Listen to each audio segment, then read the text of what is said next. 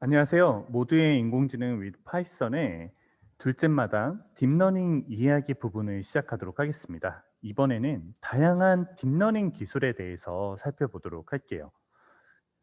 딥러닝 기술은 어떻게 보면 사람의 뇌를 흉내낸 인공신경망과 관련된 기술이라고 할 수 있는데요. 이 딥러닝에는 또 여러 가지 기술들이 있습니다. 첫 번째로 말씀드릴 내용은 바로 합성곱 신경망이라는 것인데요. 실제로 우리가 딥러닝을 할 때 가장 많이 사용되는 분야 중에 하나가 바로 이미지 인식 인공지능입니다.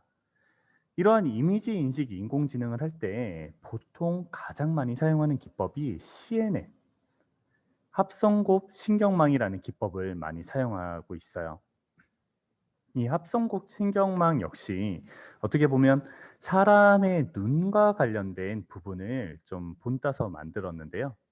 시각세포의 작동 원리를 본따서 만들었습니다. 우리의 시각세포는 어떤 특정 부분들을 보기도 하고 전체를 보기도 하는 그런 특징을 가지고 있다고 합니다.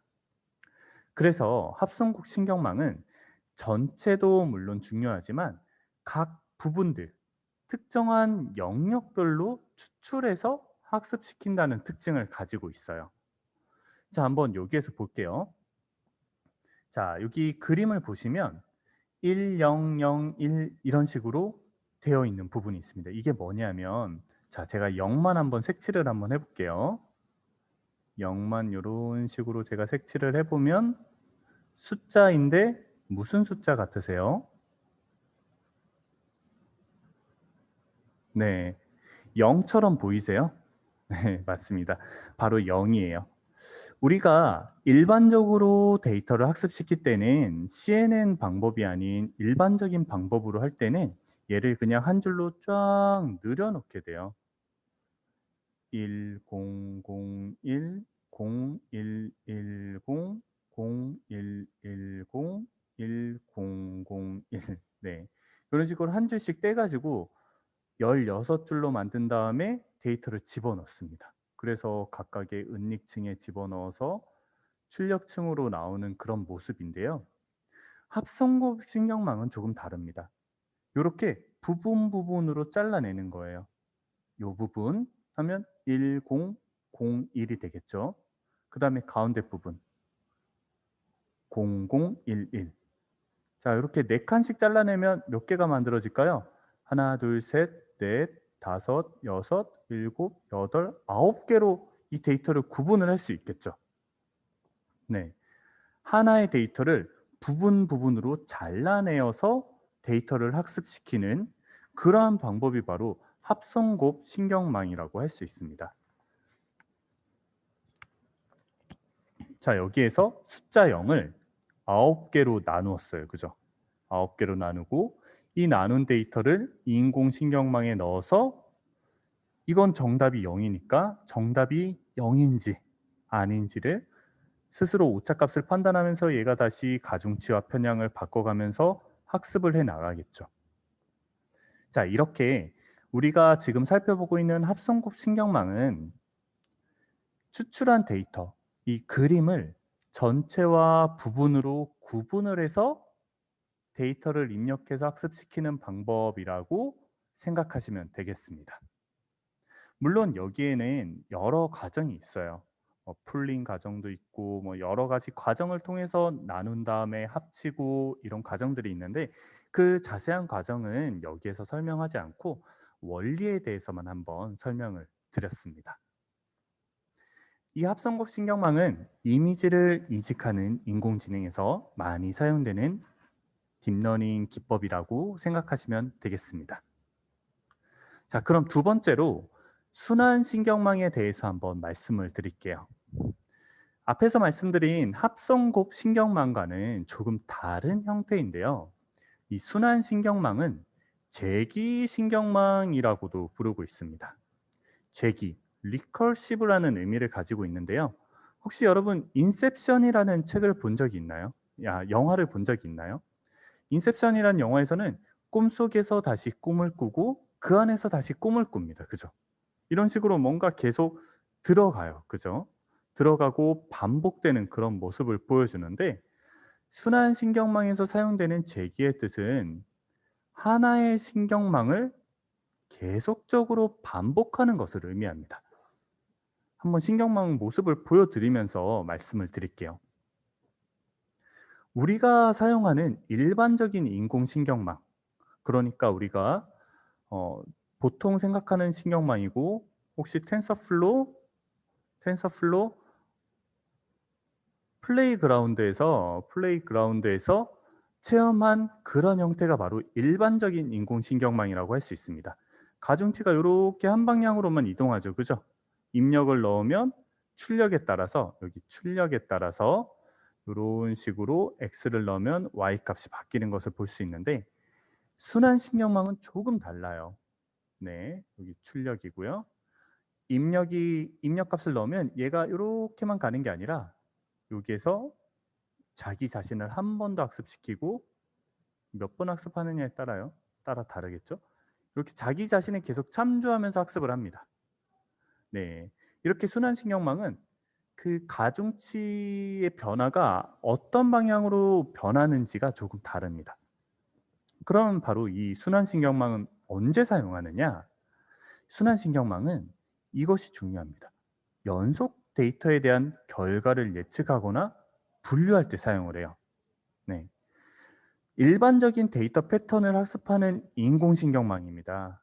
일반적인 방식은. 근데 여기에서는 데이터의 전후 관계를 학습을 해요. 그래서 여러분, 주식 데이터 있죠. 주식 데이터는 하루, 하루, 하루에 대한 데이터가 전부 다 있는데, 이날의 데이터는 그 전날의 데이터가 영향을 미치죠. 그리고 또 이날의 데이터는 그 전날의 데이터가 영향을 미칩니다. 이렇게 연속적인 값을 학습을 시킬 때 순환신경망을 사용하고요.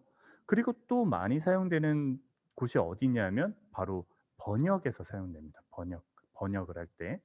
왜냐하면 나는 학교에 갑니다. 자, 이 부분을 여러분 그냥 일반적인 번역을 해버리면 뭐 나는 I school go 이런 식으로 할 수가 있겠죠. 하지만 우리나라와 영어의 어수는 다르잖아요. 그렇기 때문에 선후 관계를 학습을 해야 됩니다. 이렇게 연속적인 데이터, 주식 데이터라든지 아니면 이런 언어 데이터와 같이 연속적인 데이터가 사용되는 곳에서 바로 이 순환신경망을 사용하고 있어요. 이 순환신경망을 사용하게 되면 전후 관계를 학습하기 때문에 다양한 프로그램들, 다양한 인공지능을 만들어 볼 수가 있습니다. 자, 그럼 우리가 한번 순환신경망을 한번 실습을 해볼 텐데요. 바로 이 스케치 RNN이라는 프로그램을 가지고 순환신경망을 체험해 보도록 하겠습니다. 스케치 RNN은 퀵드로우의 데이터셋을 사용해요. 자, 그런데 이 퀵드로우의 데이터셋에는 사람들이 어떤 물체를 그린 순서가 들어 있습니다. 순서. 자, 앞에서 순환신경망은 순서를 학습할 때 좋은 신경망이다라고 말씀을 드렸죠. 그렇기 때문에 이 데이터셋을 사용해서 만든 스케치 RNN이라는 프로그램은 사람들이 그린 순서대로 그림을 학습했기 때문에 그림을 그리는 과정을 예측을 할 수 있습니다. 제가 캣을 그릴 거예요.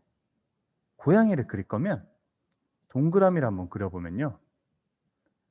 보통 사람들이 얘가 이렇게 학습을 한 거예요. 보통 사람들이 동그라미를 그리면 다음번에는 귀를 그리고 눈을 그리고 코를 그리더라 라는 모습을 캔버스에서 보여줍니다. 한번 하는 방법을 말씀드릴게요. 구글에서 스케치 RNN이라고 검색을 한 다음에 스케치 RNN 마젠타 텐서플로우를 선택하거나 아니면 아래 링크를 입력하시면 바로 입장이 가능하십니다.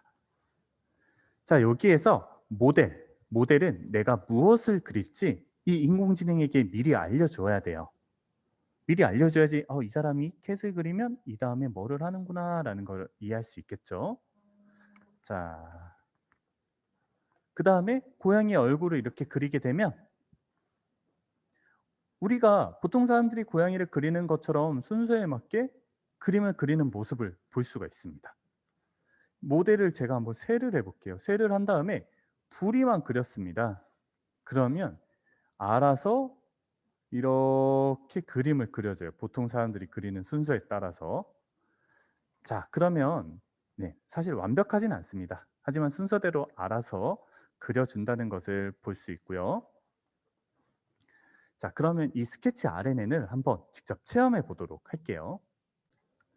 네, 그러면 구글에서 한번 검색을 해보겠습니다. 스케치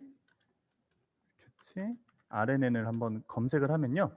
자, 이런 식으로 스케치 RNN이 나오게 돼요. 자, 한번 눌러볼게요.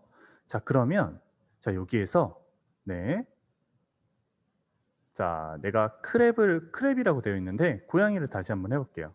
캣, 고양이를 한 다음에 자, 한번 그려보겠습니다. 동그라미만 한번 그려볼게요. 자, 내가 고양이 얼굴을 이렇게 그리려고 한다. 자, 여기까지 그렸는데 알아서 순서대로 이렇게 그려주죠. 그 다음에 내가 귀를 그리면 그 다음에 이런 순서를 이렇게 얘가 왜냐하면 RNN은 기법으로 만들어졌기 때문에 순서를 학습했습니다. 내가 동그라미를 그리면 다음에 뭘 그릴지를 얘가 예측을 해주는 거죠. 그 다음에 뭐 한번 해볼까요? 아까 전에 새를 벌즈를 한번 해봤으니까 자, 또 부리를 한번 그려보겠습니다. 새 부리만 그리면 새 몸통과 새 날개를 그려줘요. 자, 그런데 모습이 그렇게 뭐 예쁘진 않죠. 왜냐하면 이게 그 퀵드로우 데이터셋을 사용한 거예요. 사람들이 낙서한 그런 데이터셋을 사용했기 때문에 이런 모습을 볼 수가 있습니다. 자, 이런 식으로 여기에서 말씀드리려고 하는 거는 RNN 기법이죠. 우리가 RNN 기법을 사용한 거는 네, 여기 이렇게 그리니까 또 뭐 이상하게 그리는데요. 얘를 머리로 생각하네요. 그죠? RNN 기법은 순서가 있는 데이터셋을 학습시키기에 적당한 그런 딥러닝 기법이다라는 것을 여러분 기억해 두시면 될 것 같습니다. 모델을 여러분 여러 가지로 해가지고 한번 해보세요. 그러면 순서를 학습한 것이구나라는 것을 바로 느끼실 수 있을 겁니다.